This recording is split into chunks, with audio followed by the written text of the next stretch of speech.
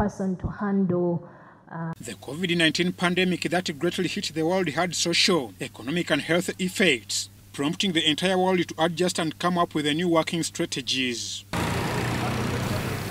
Under the brain-burning concept, new dynamics were adapted to fit in the new changing normal, with the change in workplaces that saw employees shift from places of work to homes.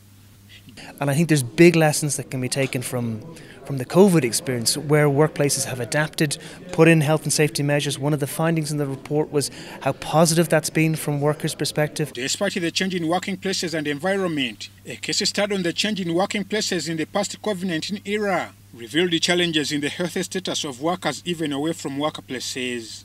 Peter Kwehangana Mbabazi, the Finance and Multi-Sectoral Partnerships Coordinator at the Ministry of Health, lamented on how malaria infections had an upper hand to human health, thus draining companies and workers on treatment. Find that companies do incur costs which are actually indirect.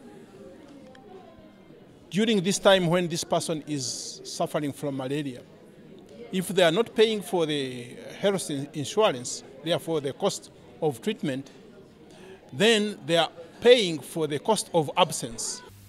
Mbabazi, however, reminded employers to create mosquito-free environment at their workplaces to cut the expenses on curing malaria illnesses. We are talking about having a malaria-free workplace. Can we create an enabling environment for workers to be more effective? The report findings, conducted from over 65 African countries, were based on the policies of work before and after the outbreak of COVID-19 pandemic that greatly impacted on societies. Douglas Opio, the Executive Director, Federation of Uganda Employers, asserts that the report also revealed that the adoption of skills and performance dropped at workplaces in the new normal.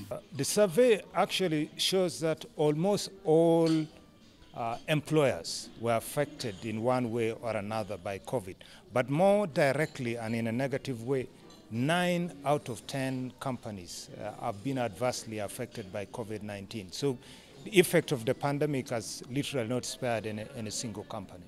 However, employers have been cautioned to watch over their employees' health conditions, as many are said to be exposed to mental health-related problems since the COVID-19 outbreak. Ever since we had the lockdown and COVID, we have noticed that generally in society, our people are having an issue with mental health.